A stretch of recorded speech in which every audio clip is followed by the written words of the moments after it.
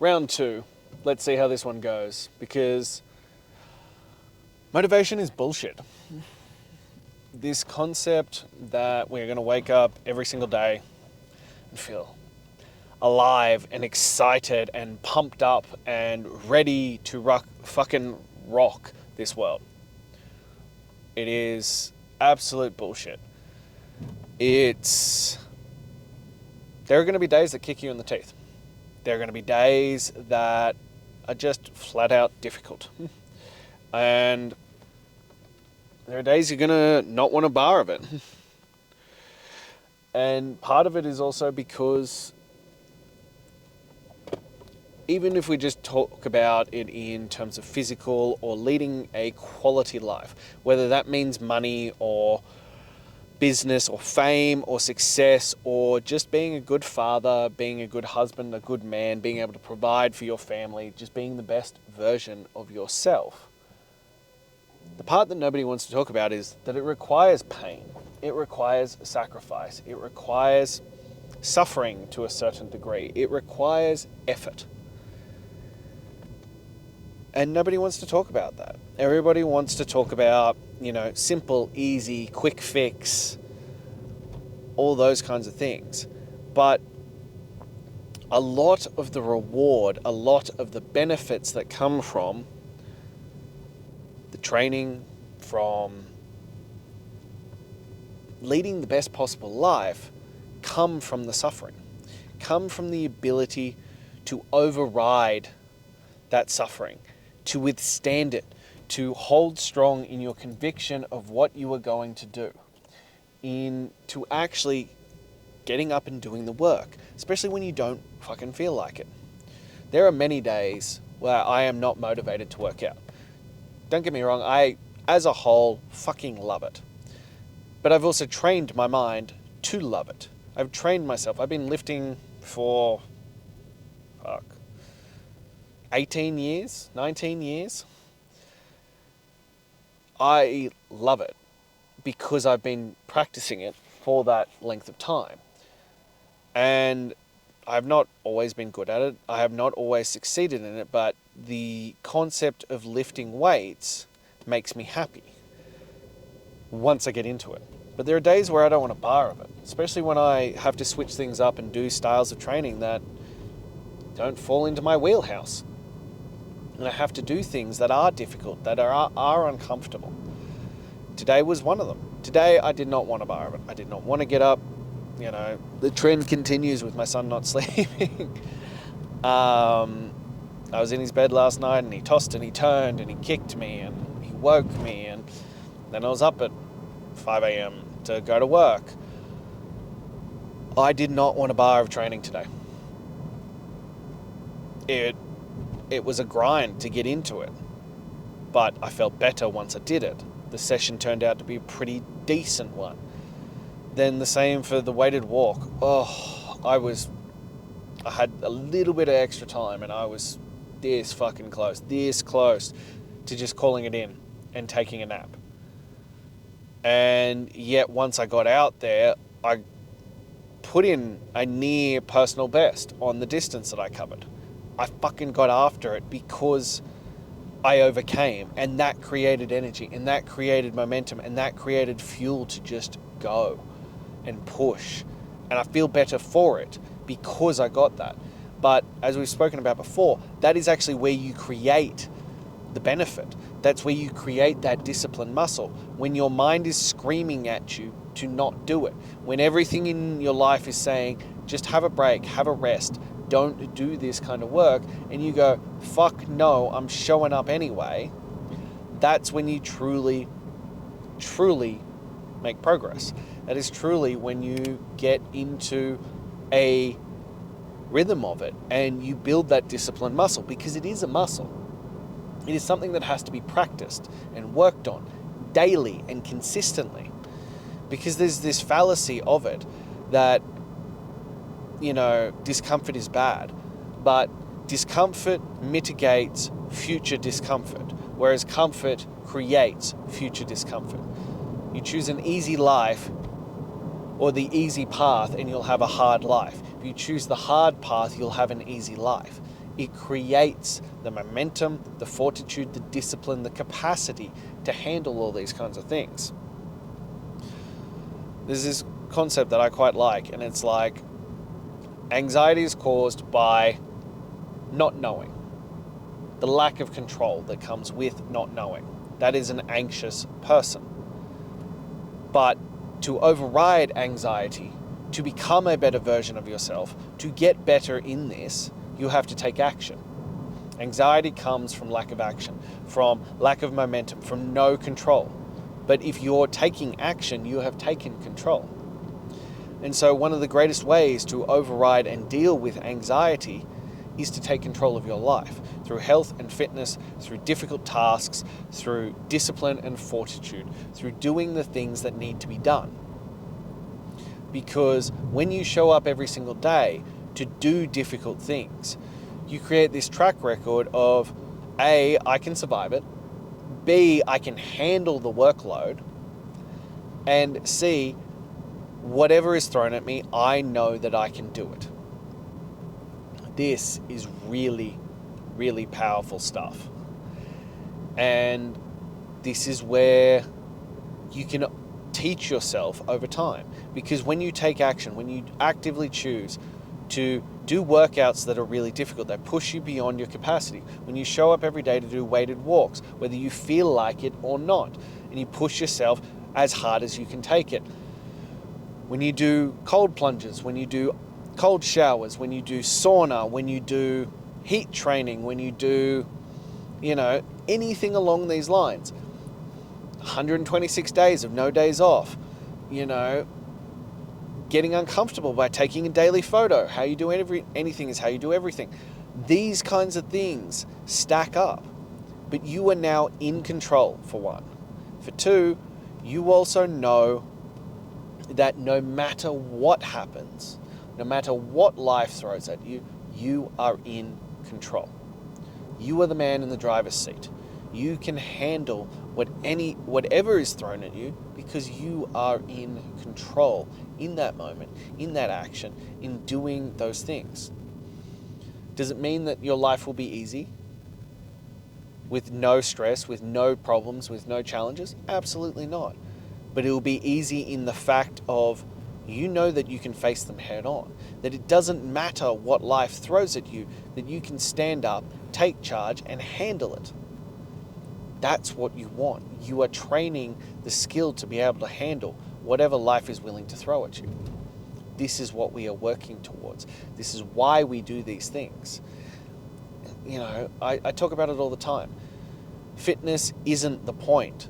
Fitness and athletic training and the walks and the weight room and stuff, they're just the tools, the metaphors for life, for the things that prepare you for all the other stuff. This is what we are working towards. This is what we are building. Because discipline is a muscle that must be trained. And, this is where it comes from. And I also think it's important that, and I find it's only able to test these boundaries through the physical component, but to work out what voice is truly you and what voice is programming. What voice is resistance? What voice is just you falling to your lowest common denominator, falling to the lowest level of your training? You need to determine what voice in your head is actually you and who is trying to deliver the best possible fucking results. And through the physical capacity, you will reach, if you are truly pushing yourself, you will reach a point where your body is screaming, where your mind is telling you to quit, to give up, to stop, just to rest. And you must assert yourself. You must step up and go, no. That is resistance talking. That is the bitch voice talking. That is not me talking. That is not the man that I know I am truly deep down inside. And you override it. And there is momentum, there is passion, there is excitement, there is energy in the capacity to tune out that bitch voice, to tune out mediocrity, to tune out resistance and keep pushing forward. There is something primal and something that elevates you as a man, and it will create a high. And as I said, this can be applied to many areas. When your body is burning, your muscles are burning while you are working out. When you're fatigued out on a walk and your body's saying slow down and you just keep going. When it's freezing fucking cold and you don't want to hop into the cold plunge or the cold shower and you do it anyway. When you fight down the resistance that is telling you not to do it and you do it anyway. This is what we must strive for. This is where we create growth. This is where we create discipline and mental fortitude and progress forward. This is actually what we're seeking for to find.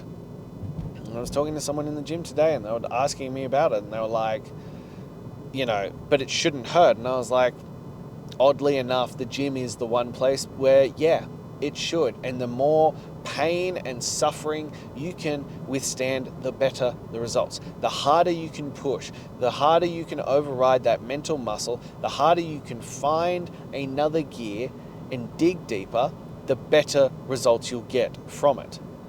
And that's what I mean when I say it is this tool for life. It is teaching you how it is. Success and all those people you aspire to be like, they just didn't quit. They held out for that little bit longer. They took a little bit more pain. They suffered a little bit more. They pushed through when all felt hopeless for a little bit longer.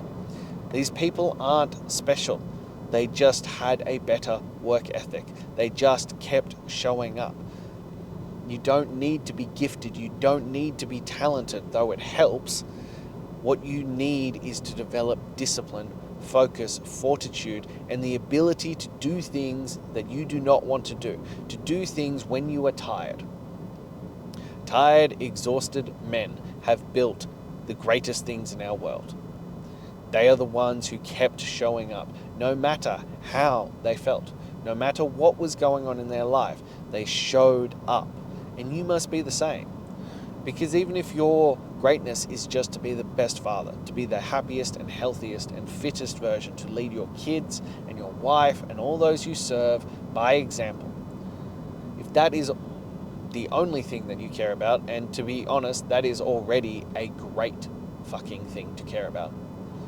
If that's all it is, you still need to show up tired. You still need to show up no matter what is going on in your world. Because when you take on that level of responsibility as a father, as a husband, as a man, there is many days where there are things that are going to challenge you, things that are going to throw curveballs at you, things like lack of sleep, like, attention drawn, not being able to go to work. Well, that's the incorrect term. Choosing not to do the extra work, to prioritize your family. These things will derail some of those aspects that other men would have the capacity to just isolate and go. But you already are doing better because you are showing up and then taking into account those things and doing the work anyway. It's called the in-home practice. It's the difference between, monks who, isolate themselves in caves and meditate for 30 years versus the busy father who does it in between being a great dad, being a great husband, being a great provider. It's in the quiet hours before the children get up or in the quiet hours after they go to bed that you are getting this shit done. There is great benefit in being an in-home practicer because not only does it require a more focused and disciplined mind, but you will gain more from this practice because it's utilized in practicality. It's not in isolation. It's in the flow of life. And this is where we're at. So my message to you today is don't let the fear of discomfort, the fear of pushing forward, or your anxiety, or any of these feelings delay you from doing what has to be done. Step into the power. you will become a better version. You will be able to handle the anxiety. You will be able to handle what is coming your way. You will handle stress and all the stuff that is coming forward to you better because you chose to do the work now. And this is the key. So don't delay it. Don't put it off anymore. Anxiety and all the things that are associated with that come from inaction, from the inability to do the work, from sitting with your thoughts. So stop sitting with them and start acting on them. Start doing the things that you know will change the game, that will make the massive difference for you. This is where we're at. This is what we are doing. I know you have the capacity in you.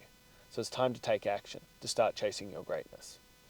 Now, if that resonated, if I touched your soul, if I lit you up, if there was any nuggets of that came to you and spoke to you, please like, comment, share, follow along, subscribe, and follow this movement as we progress forward.